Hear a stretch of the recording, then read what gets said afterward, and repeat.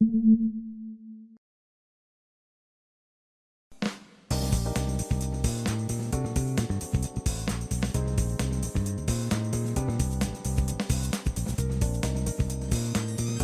everybody, what's going on? Your host LovelyCheesePizza here.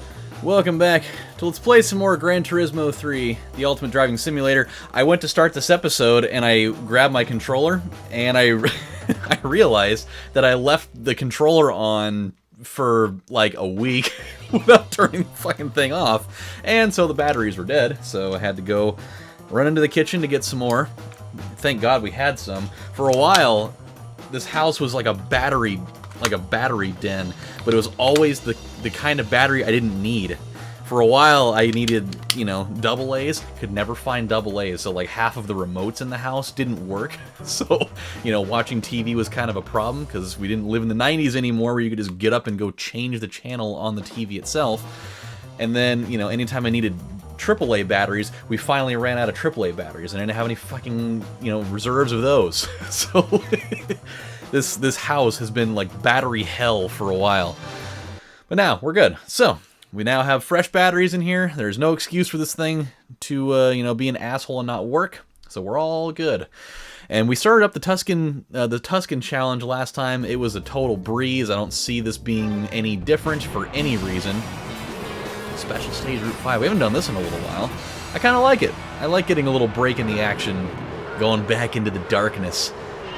As long as it's not special stage route, what is it, 12? It's been so long I can't even remember the name of the damn course anymore. I think it's route 12. So, anywho, yeah, we'll go right in here. We'll cruise to another easy victory, and all will be well in the world. And good stuff. So, while we're at it, let's talk about a thing. I haven't actually talked about this on a video at all, actually. But the information's been out there for a while, so I thought, you know, I wanted to get your guys' take on this, and I'm also going to give you my take on this, because it's not even been released yet, so everybody's getting all, you know, speculatory about it, which is fine. It's, you know, in the spirit of Massachusetts, which is the spirit of America, we, you know, always have the ability to debate things, which is good. So, as to be expected, you know, the NES Classic and the Super NES Classic were both resounding successes, and everybody loves them. They're pretty cool. People are doing awesome things with that. You know, people are loading up their own games on it instead of just using the ones that were built in, which is pretty cool.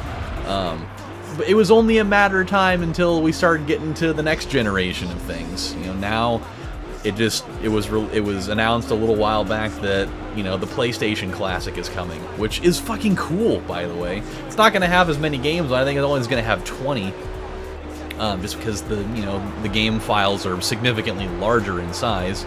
You get like a ROM file of you know, an average PlayStation game, I think it's like 300 megabytes. So yeah, it's going to be a pretty intensive, you know, hard drive storage for that.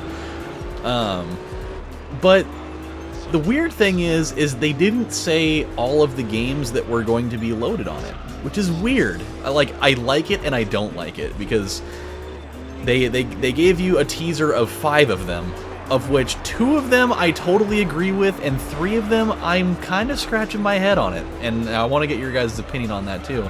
But the fact that they left the other 15 games totally up for grabs in terms of what it's going to be is the part that's both exciting and terrifying, because it's giving everybody the opportunity to craft their own theories of what it's going to be. But it's also like, because of the first 5 games that they teased, really kind of makes me feel weird about, you know, what exactly is going to, you know, what are they going to do? Because it seems like their choices are a little interesting. By the way, 3 of them I think are good. 2 of them I don't understand. It wasn't 2 and 3, whatever. So the ones that it's coming packed with, there's going to be Tekken 3, which, fuck yes. And they're with the 5 that they teased, they're saying these are all, like, they're all, as I see it over here, I have the thing written down. I actually have the website here. It says these were, it says relive the moments that changed gaming forever. So they're offering all these classic games that supposedly, like, you know, revolutionized gaming, you know? they're like these classic titles, which two of them one of them I've never even heard of it before. But so Tekken 3 is one of them, which is fucking awesome. I mean, that's arguably my favorite fighting game that I can think of. And then there's, you know, Final Fantasy VII, which I think that was to be fully expected. I mean, you know, Final Fantasy VII was a pretty big fucking deal. And so that makes perfect sense. And then there's Ridge Racer 4.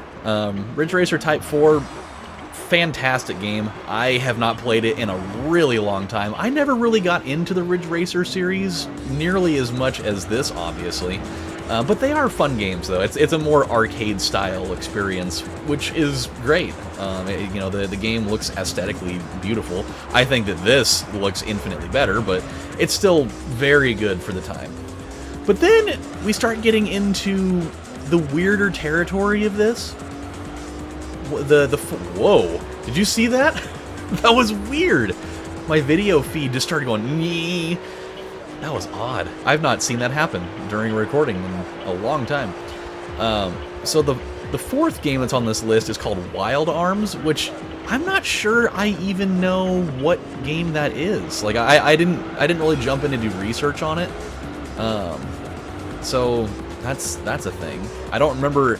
I feel like a game can't be, you know, iconic and, you know, revolutionary to both the, you know, gaming community in a whole and, you know, and the system. If I don't remember hearing anything ever about a game called Wild Arms. Maybe I just had my head underneath a fucking rock or something for the majority of my life, but I don't remember that game at all.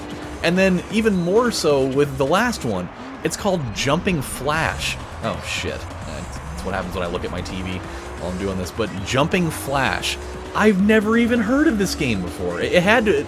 The only thing I can think of is that Wild Arms and Jumping Flash must have been a really big deal in like Japan and Europe, probably, because I don't feel like either of the two of those games were really, you know, received well or even necessarily released here. Because I have never heard of Jumping Flash before, nor do I think I've ever heard of Wild Arms. So, I don't know. Those two selections in specific were ones that I was kind of scratching my head on. It was a weird thing. I saw, you know, Tekken 3, Ridge Racer, and Final Fantasy VII. I was like, yeah, that's a perfectly good thing. But the other two, I was like, I don't know. But now here comes the rest of it. And this is where I'm going to ask for your guys' opinion. You can leave it in the comments section if you want. Is what other games would you like to see in there? You know, if you want to leave 15 games in a list for me, by all means go for it. If you don't, you just want to throw out a couple of other games that you like specifically, you know, on your own accord, by all means go for that too. Here's my thing. I put out a list. I put out a list of my own on Twitter back when I found out about this, because these were games that not only were ones that I liked, but there were ones that I felt like needed to be, you know, part of an essential PlayStation collection. And I'm sure, you know, my list is obviously going to differ very greatly from a lot of other people, because, you know, there's going to be people that are like really, you know, like JRPG friendly that are going to throw a bunch of those in there that I'm, you know, that I'm not entirely familiar with or, you know, super fond of. Or people are going to be like way more on platformer games or way more on sports games. I tried to throw in a little bit of everything, or at least I tried to be diverse with it as much as possible. And so I will share my list with you. I have it sitting over here on my other computer, but I can definitely pull a lot of them from memory. So here's the way I see it. I feel like if you're going to have an essential collection, you have to have Crash Bandicoot in one form or fashion. And if I'm putting one on there, I'm either putting Crash Bandicoot Warped, which was 3, or Crash Bandicoot 2, because I think those were arguably probably the two best ones. Or you put both. You know, where I don't feel like the system is above putting both of them in there. I think that you put Spyro the Dragon in there somewhere. Which titles, I don't know. I mean, I'm not a huge Spyro guy, but I I feel like that's one that it's an essential component of a PlayStation collection. So that's, you know, up for debate in its own capacity. I feel like you absolutely have to have Resident Evil. I mean, that Resident Evil and Silent Hill. I mean, that, I think if you're going to have a representation from two iconic games for the platform and for gaming in general, you're going to have those. So put Silent Hill 1 in there, maybe, or Silent Hill 2, whatever you want to do. And then as far as Resident Evil goes, I think that you put either 2 or 3, because I think those were probably the two best of the franchise, in my opinion. Those were also my two favorites. Or you put both. I really think go for both. Again, I don't think we're entirely above having two things from one franchise at all, and so that's fucking great. And then again, if we're going for games that revolutionized, you know, the console and gaming in general, you gotta have a Gran Turismo game in there. I mean, it's like the best-selling racing game. It's definitely the best-selling racing game of the platform, or of the console. I think that Gran Turismo actually might be the best-selling game of the system, or like at least I know the first Gran Turismo and Gran Turismo 2, I think, are at least two of the top 3 best-selling games for the console ever, I think. Could be wrong there. But I mean, that would be a massive boost to have. And I mean, it's a wildly expansive game. Gran Turismo 2 is is a lengthy little bastard, so you know, you'd certainly get plenty of replay value out of it. And Gran Turismo 1 is amazing too. It's significantly shorter, but it's still really, really good. So that's another thing that would be super good. Here's going to be a controversial take, because I feel like if, you know, I feel like for the average gamer, not everybody's going to be like super heavy into sports. And so you know, as much as I love sports, I understand that you can't necessarily go crazy with having you know, sports titles on a thing like that, because, you know, people would be upset with that, I think. So I think, in my opinion, if you're gonna put one sports game on, just so that you're not getting too crazy with it. And here's my take. As much as I feel like a Madden game belongs there, it's also it's a game that's on. I feel like it doesn't need to be a Madden game though. You know, have one that is a little bit different than that, because I mean, there's Madden games for every damn system, and you know, it just, I don't know. I feel like I'm getting convoluted here, because then you could say the same argument with like, well, Resident Evil was on Nintendo 64 and it was on, you know, Dreamcast and it was on all these other things. But it's like, yeah, but I feel like more people probably associate that with PlayStation than they do other things. And you know, Madden is kind of it's a universal thing. You know, that it's not really necessarily known with one singular platform, which is why I feel like you don't need to include that. But unfortunately, this argument really goes a lot of ways. But if it were me putting one in there for like nostalgic value, I guess, I would put NBA Live 2000. NBA Live 2000, not only was it an amazing basketball game, but I think if I remember correctly, it was also the last basketball game to include Michael Jordan as a playable character that didn't need to be unlocked by like cheat codes or anything. He was just there. And that game was fucking cool too, man. I mean, it was like one of the first basketball games like this to as far as I know at least, to introduce like being able to play like, you know, like street hoops and stuff, where you could play like games to 21, doing the whole street ball thing that, you know, NBA 2K and like like later NBA Live games have all kind of installed as another part of the deal.